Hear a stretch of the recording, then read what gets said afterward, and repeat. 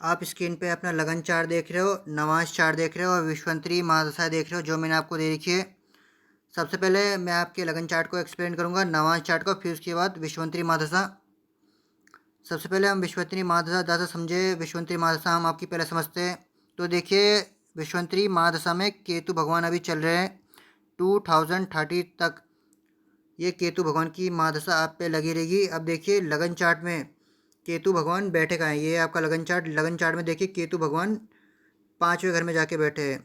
केतु जब भी पाँचवें घर में जाके बैठते हैं तो ये शिक्षा में अवरोध करते हैं, प्रेम में अवरोध करेंगे और संतान में ये अवरोध करते ही करते हैं।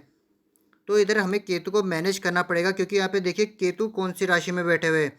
केतु यहाँ पे तुला राशि में बैठे हुए, 7 नंबर यानी तुला राशि। तुला राशि शुक्र भगवान की मानी जाती है। इसमें केतु मित्रता का भाव निभाते हैं। तो देखिए शुक्र भगवान की राशि है, केतु की राशि से ये भाव गलत हो गया है, क्योंकि केतु पाँचवें घर में स्वभाव के अनुसार शिक्षा का हरण करते ही करते हैं। तो हमें यहाँ पे शिक्षा का ध्यान रखना है, प्रेम का ध्यान रखना है और संतान का विशेषकर यहाँ पे ध्यान रखना ही पड़ेगा। तो केतु अभी देखिए भाव में गलत बैठ गए।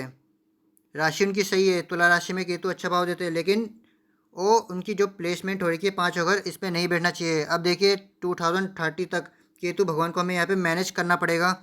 अब देखिए लगन चार्ट में पहले घर में क्या लिखा है, पहले घर में 3 नंबर लिखा है यानी मिथुन राशि। मिथुन राशि के स्वामी बुध जाके बैठ गए 7वें घर में। बुध जब भी 7वें घर में जाके बैठते यानी आपकी जीवन धारा है यहाँ पे 7वें घर में बनी है।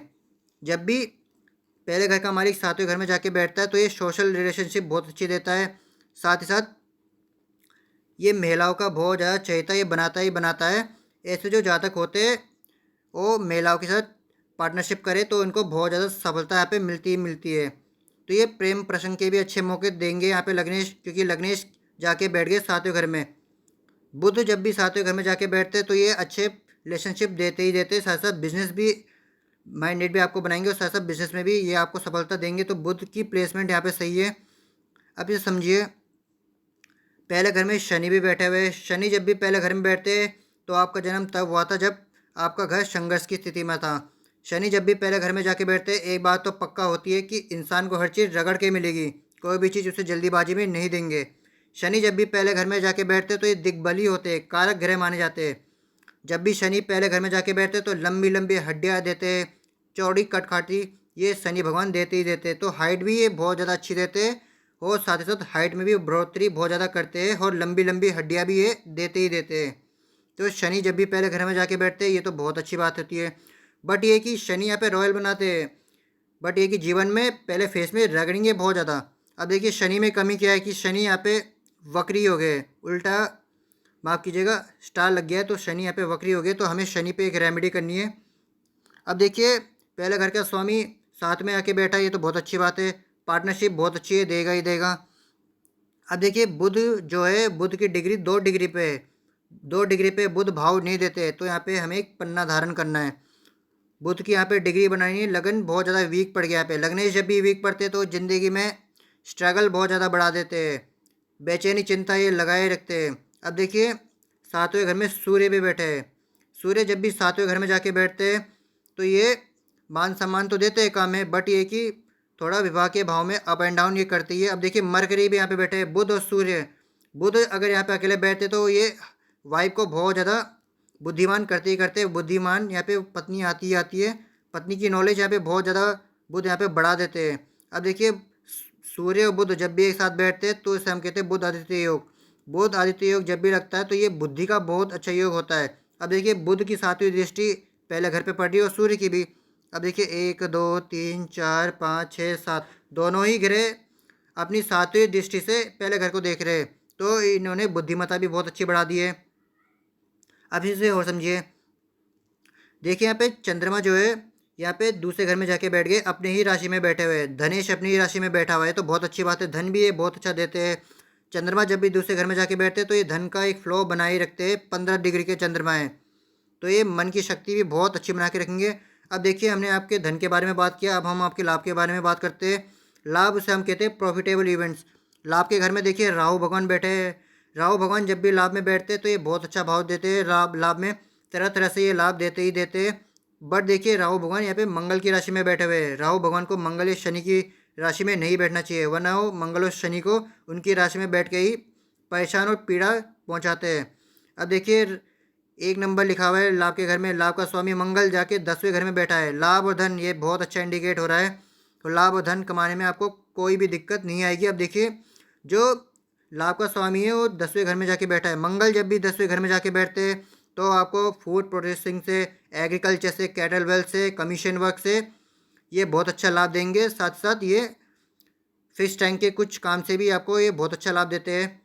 अब देखिए मंगल यहाँ पे अच्छे बैठे, कारक होके बैठे हैं। मंगल जब भी 10वें घर में बैठते तो ये बहुत अच्छा लाभ देते ही देते हैं और साथ साथ धन भी बहुत अच्छा देते हैं।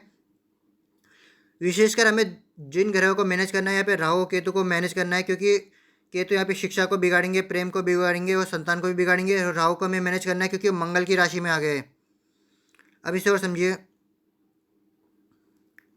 अब देखिए जो यहाँ पे बृहस्पति है, बृहस्पति तीसरे घर में जाके बैठ गए। बृहस्पति जब भी तीसरे घर में जाके बैठते हैं तो ये वीक माने जाते हैं। गुरु का जब भी तीसरे घर में आगमन होता है तो ये वीक हो जाते हैं। अब देखिए गुरु यहाँ पे वक्री हो गए, उल्टा माफ कीजिएगा स्टार बन गया यहाँ पे।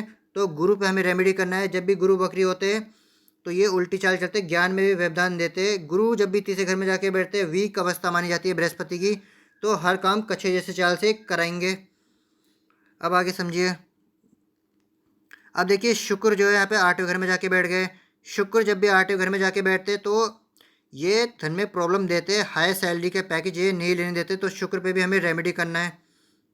अब इसे और समझिए। देखिए केतु भगवान की जो दृष्टि पड़ रही है, 1 2 3 4 5 6 7 8 और 9 पहले घर पे पड़ रही है। इन्होंने पहले घर में शनि को भी देख लिया है, तो इसे हम कहते हैं श्रापित दोष। तो माइंड जो है, कैरेक्टर जो है आपका, ये इसमें दिक्कत आएगी, कैरेक्टर को पूरा ख़राब करते हैं। तो हमें केतु और राहु भगवान के यहाँ पे शांति लगेगी और शनि भगवान का भी हमें रेमेडी यहाँ पे करना है। अब देखिए हमने आपका यहाँ पे लगन चार्ट समझ लिया है। हम अब आपका लगन चार्ट के बाद नवांश चार्ट समझते हैं। नवांश चार्ट में देखिए बुध जो है यहाँ पे दूसरे घर में आके बैठे। बुध यहाँ पे दूसरे घर में बहुत अच्छा भाव देते, धन भी ये बहुत अच्छा देते। अब देखिए केतु यहाँ पे पराक्रम में बैठ गए। केतु जब भी पराक्रम में बैठते हैं तो ये शरीर में बहुत अच्छी ऊर्जा कायम रखते हैं। अब देखिए वीनस जो है यहाँ पे 6 नंबर यानी कन्या राशि में नीच के हो गए। शुक्र जब भी नीच के होते हैं तो ऐसा व्यक्ति खुद का नुकसान भी करता है और दूसरों का नुकसान भी कराता है। तो यहाँ पे नीच के वीनस की हमें रेमेडी करना है। तो पत्नी का भाव यहाँ पे देखिए बनता है 7वें घर से। हम देखते हैं अपने वाइफ के बारे में, तो यहाँ पे वाइफ की सेहत को भी ये तकलीफ देंगे। अब देखिए नवांश चार्ट में वैवाहिक सुख चौथे घर से देखते हैं। चौथे घर में देखिए 3 नंबर लिखा हुआ है। 3 नंबर के स्वामी बुध ऊपर धन के घर में बैठे हैं, तो ये तो बहुत अच्छी बात है। यहाँ पे वैवाहिक सुख भी इंडिकेट हो रहा है। बस हमें वीनस को यहाँ पे ठीक करना है। शुक्र जब भी 7वें घर में बैठते हैं, नीच होकर बैठेंगे तो ये दिक्कत देते ही है। अब इसे और समझिए। देखिए मंगल जो है उच्च के हो गए लाभ में, तो ये बहुत अच्छा लाभ देते ही देते हैं। अब देखिए शनि जो है 12वें होके बैठ गए। शनि जब भी 12वें घर में जाके बैठते हैं तो ये आयुष बहुत ज़्यादा लंबा कर देते हैं। अब देखिए शनि में कमी क्या है, शनि भी यहाँ पे अपनी 100 राशि के बैठ गए, तो बहुत अच्छी बात है, अपने घर में जाके बैठ गए।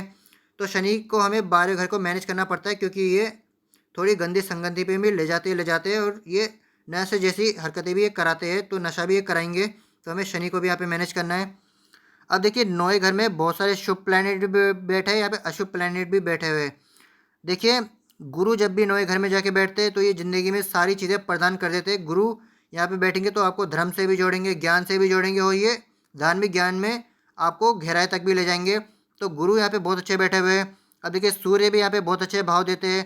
यहाँ पे चंद्रमा भी बहुत अच्छे भाव देते हैं। अब देखिए गुरु और चंद्रमा जब भी एक साथ बैठते हैं, हम कहते हैं गज केसरी योग। गज केसरी योग जब भी लगता है तो ये माइंडेड यानी दिमाग की शक्ति बहुत ज़्यादा स्ट्रॉन्ग रखता ही रखता है। और ये जब भी भाग्य के भाव में रखेगा तो भाग्य बहुत अच्छा बना के रखेगा। अब देखिए भाग्य के घर में राहु भी बैठे। राहु अकेले बैठना चाहिए भाग्य के घर में, इन सब के साथ नहीं बैठना चाहिए। राहु जब भी भाग्य के घर में बैठेंगे ये भी बहुत अच्छा भाव देते, बट इंडिपेंडेंटली होना चाहिए। अब देखिए राहु ने यहाँ पे चंद्रमा को पकड़ लिया, इसे हम कहते हैं चंद्र ग्रहण योग, चंद्र ग्रहण दोष माना जाता है इसे। अब देखिए राहु ने इधर सूर्य को भी पकड़ लिया, इसे हम कहते हैं सूर्य ग्रहण दोष। चंद्र ग्रहण और सूर्य ग्रहण यहाँ पे 9वें घर में लग गया। अब देखिए राहु ने गुरु को भी पकड़ लिया है। जब भी राहु गुरु को पकड़ेंगे तो इसे हम कहते हैं गुरु चांडाल दोष। अब देखिए इधर यहाँ पे राहु ने 9वें घर को पूरा पीड़ित कर दिया है, तो यहाँ पे भाग्य मिलने में बहुत ज़्यादा डिले होगा, भाग्य के लिए तरसना पड़ता है। तो हमें यहाँ पे रेमेडी करना है भाग्य के घर में। अब इसे और समझिए।